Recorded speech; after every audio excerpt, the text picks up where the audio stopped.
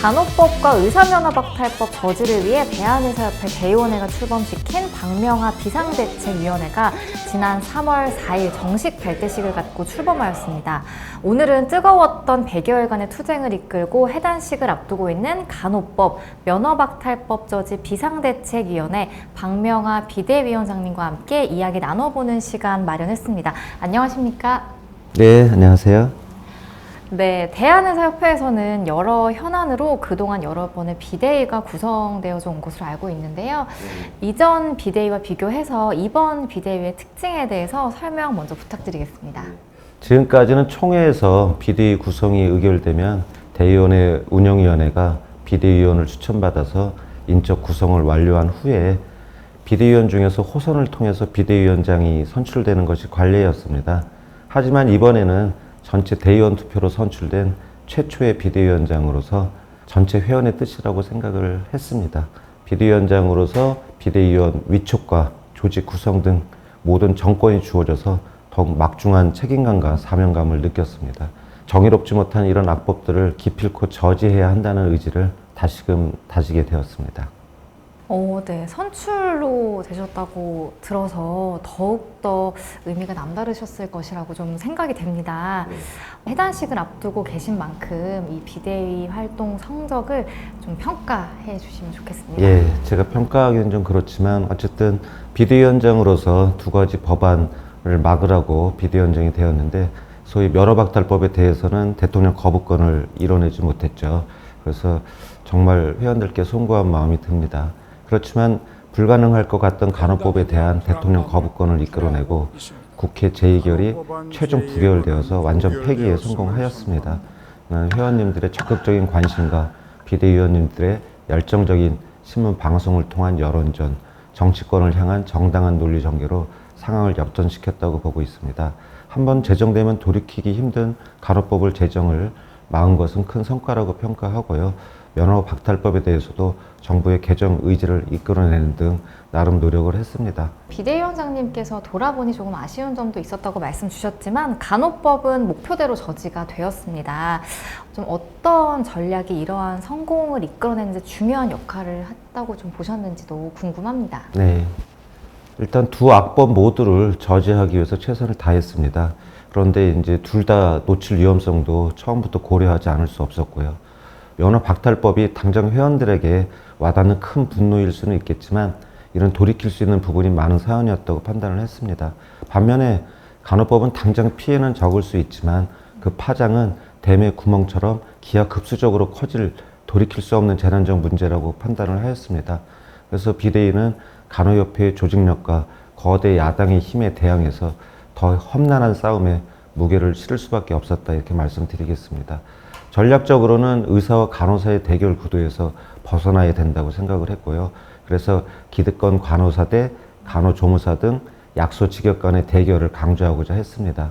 또한 간호법은 대통령 공약이라는 간호협회의 거짓된 주장을 적극 반박하고자 했고요.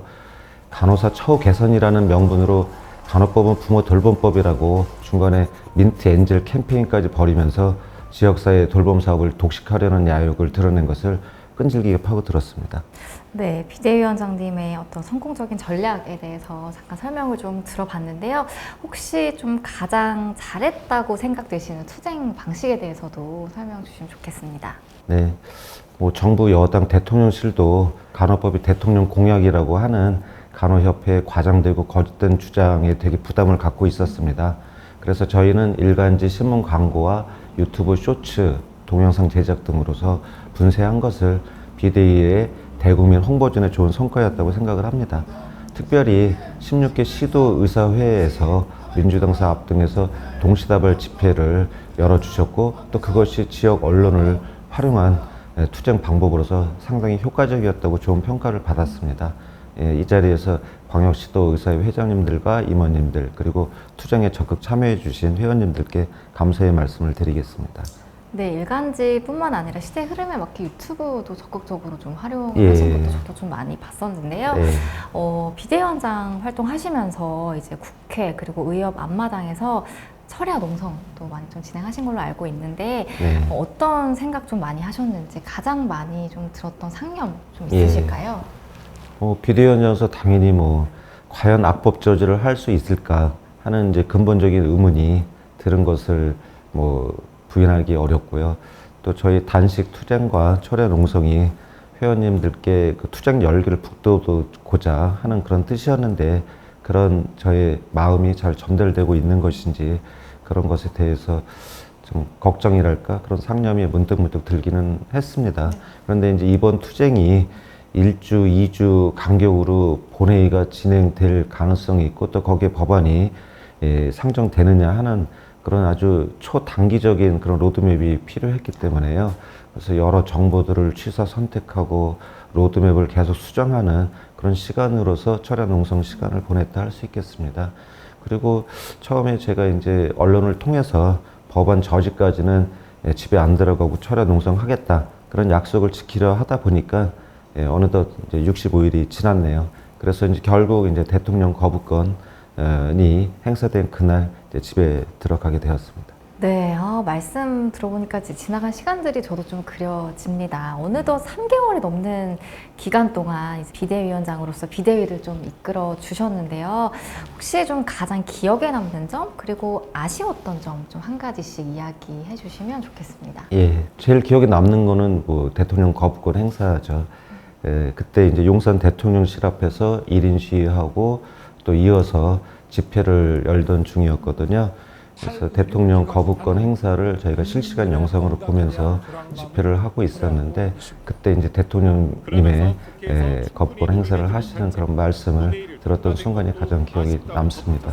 정말 기뻤던 순간이었고요. 아쉬웠던 점은 이번 악법 저지 투쟁이 1, 2주 간격으로 열리는 본회의에 거대 야당이 안건을 올리느냐에 따라서 단기간에 저희가 준비한 투쟁 로드맵을 계속 수정을 했어야 되는 상황이었거든요.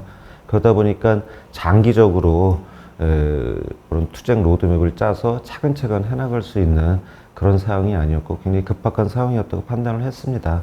그러는 과정에서 이제 회원님들 특히 이제 2020년 투쟁에서 상처를 많이 입으셨거든요. 의대생과 또 전공의님들이 그런 조직력을 또 투쟁 열기를 극대화해서 저희 비대위 투쟁에 같이 동참할 수 있게끔 하는 것이 상당히 좀 어려웠던 부분이고 나름 많이 도와주셨습니다만은 그게 좀 아쉬웠다고 생각을 합니다.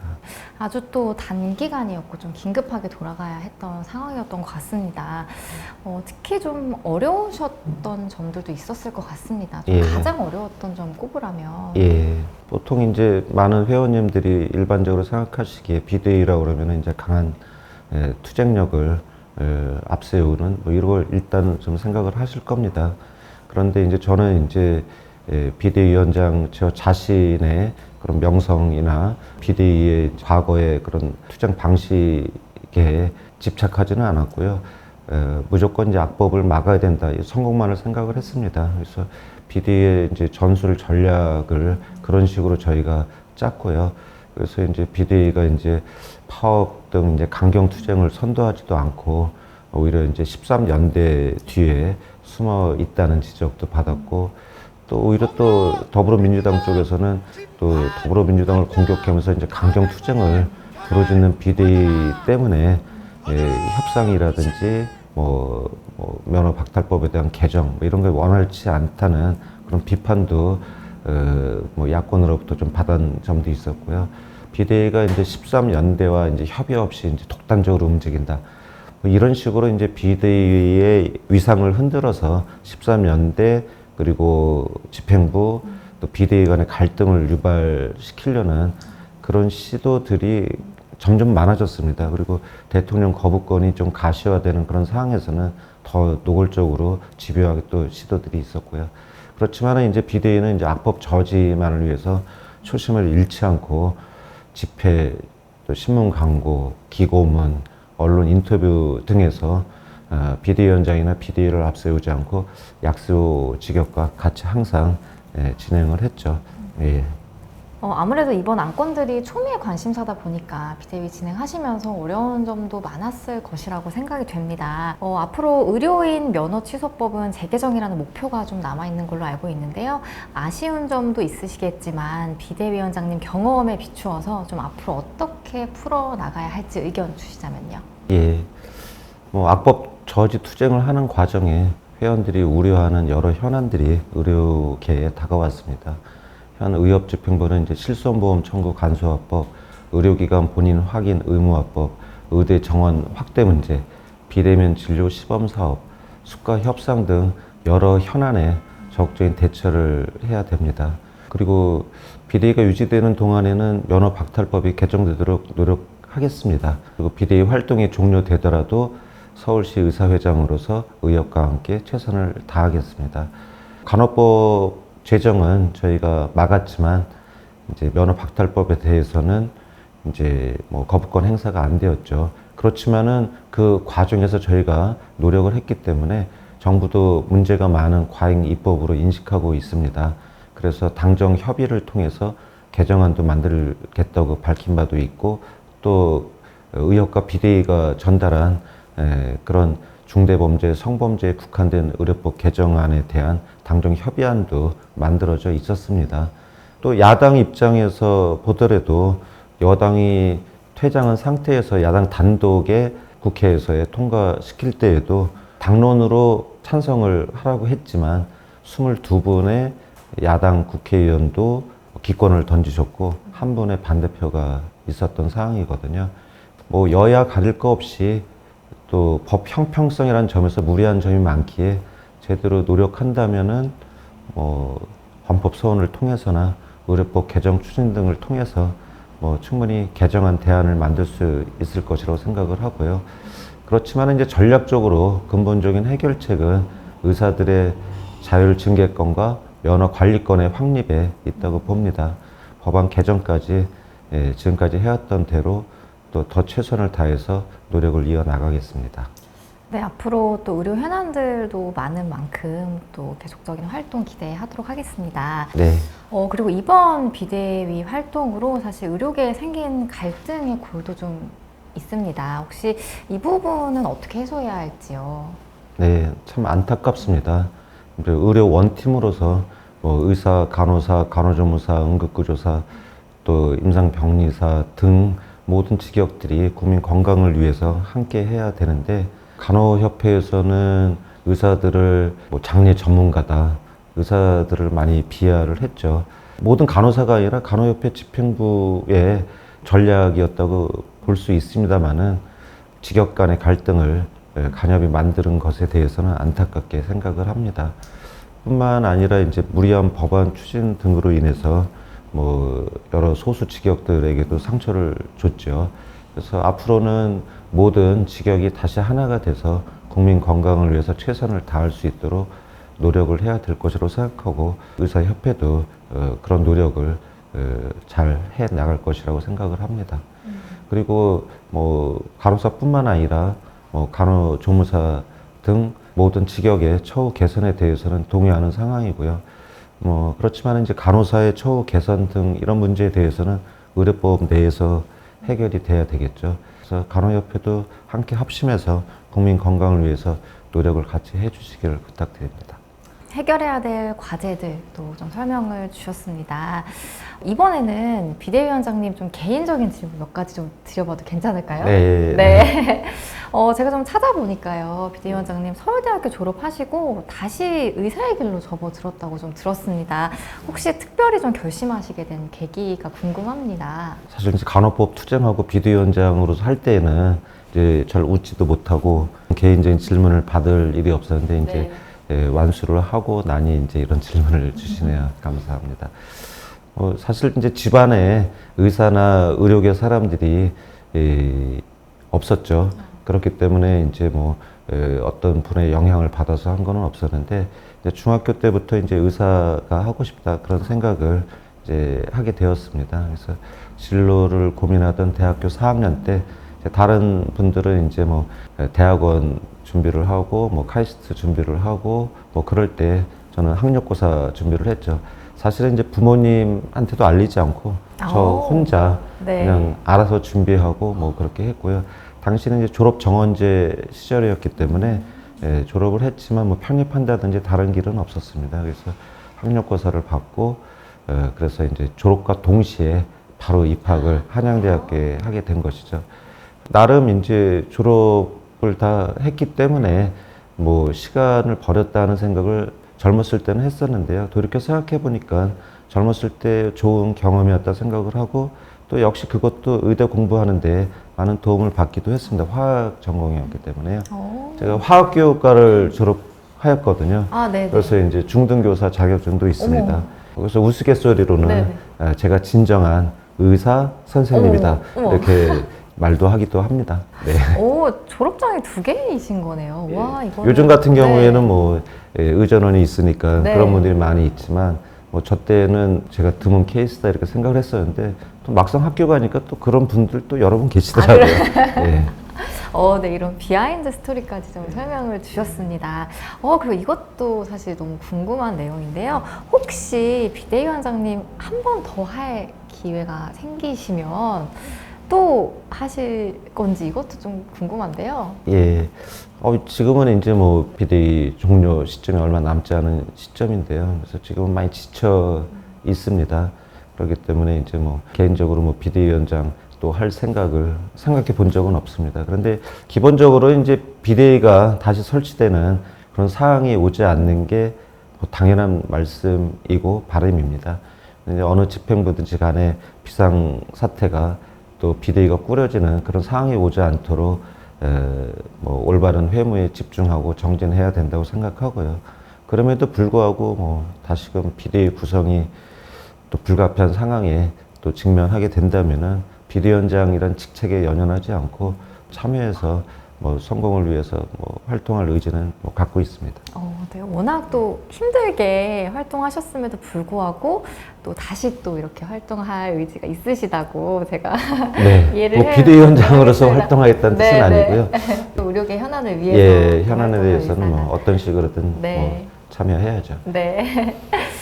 그리고요, 요즘은 그 MBTI를 꼭 물어보는 게 필수 질문이거든요. 혹시 예. 비대위원장님께 MBTI 좀 여쭤봐도 될까요? 젊은 친구들은 하고 있고 네. 또 이제 연애할 때 이제 뭐 첫 만남이나 뭐 그럴 때 뭐 MBTI가 어떻게 되냐 뭐 하고 또 연애 프로그램에서도 또 그런 말은 많이 들었는데요. 가족들하고 MBTI는 오래전에 좀 해봤어요. 네네. 근데 이제 궁금합니다. 자주 쓸 일이 없다 보니까 잊어버렸고요. 그래서 이제 얼마 전에 이제 아내랑 얘기하다가 가르쳐줘서 ISTJ라고 그렇게 알고 있고요. 독특한 건 아니고 책임감 있고 뭐 계획적이고 뭐 그렇다고 하는데 뭐 그거는 좀 일부 맞는 것 같긴 합니다. 그런데 기본적으로는 I죠. E가 아니고 의외인데요? 이제 네. I라서요. 뭐 의료계 활동을 네. 많이 하고 하는데 말하기 송구스럽지만 어쨌든 희생 정신, 뭐 책임감 그런 게 좀 있다 보니까 뭐 전에 다니던 학교에서도 과대표를 했었고 뭐 의료계에서도 이제 크고 작은 직책들을 쭉 이렇게 하다 보니까 이제 아이가 점점 이해가 되려 하는 것 같지만 실제로는 그냥 아이입니다. 이거는 좀 새롭게 알게 된 사실입니다. 사실 예. 워낙에 많은 또 활동들을 지금까지 해 오셨기 때문에 예. 저는 뭐 당연히 이렇게 좀 외향적이고 뭐 이렇게 될 줄 알았는데 예. 네, ISTJ라는 새로운 사실을 제가 네. 또 알아냈습니다. 네, 진짜 네. 아이입니다. 정말요? 아주 부단한 노력을 하시는 것으로 좀 네. 이해를 해봐도 좋을 것 좋게 같은데요. 봐주십시오. 네. 마지막으로요, 회원님들께 이제 하실 말씀, 그리고 의료계에 앞장서고 계신 리더로서 앞으로 계획에 대해서도 말씀 주시면 좋겠습니다. 일단은 법안 폐기에 전력을 기울이고 비대위 활동에 전념하고자 나름 이제 4일간의 단식 투쟁도 하고 또 65일간 국회 앞과 또 의협 회관까지 철야 농성을 진행을 했습니다. 이는 이제 끈질긴 추진력과 강력한 투쟁력을 보여주겠다는 그 회원과의 약속을 지키기 위한 것이었고요. 저의 의사로서의 사명감과 자존감을 위한 열정과 신념을 믿고 따라주신 회원님들께 감사드립니다. 지금까지의 성과는 항상 그렇게 생각해 왔습니다. 모두 회원님들의 공로이고요. 덕분입니다. 앞으로도 더 큰 관심과 성원을 부탁드립니다. 앞으로는 그동안 약간 좀 미뤄두었던 서울시 의사회장으로서의 공약 사항을 좀 점검하고 완수하려 합니다.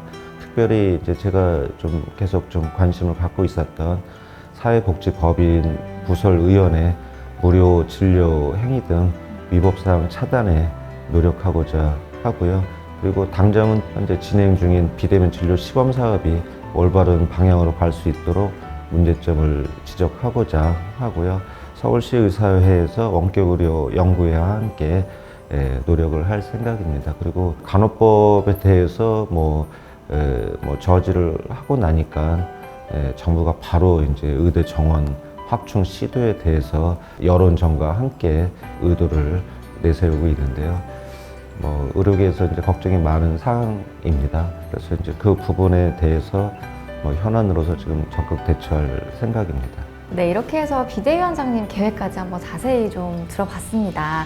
오늘은 뜨거웠던 100여일간의 투쟁을 이끌어오신 간호법, 면허박탈법, 저지 비상대책위원회 박명화 비대위원장님과 함께 그간의 소회와 그리고 앞으로의 계획에 대한 진솔한 이야기를 좀 나누어 봤는데요. 앞으로도 산적한 여러 의료 현안 해결을 위해 의료계에 큰 힘이 되어주실 것이라 생각합니다. 박명화 위원장님의 건승을 기원하겠습니다. 오늘 인터뷰 감사드립니다. 네, 감사합니다.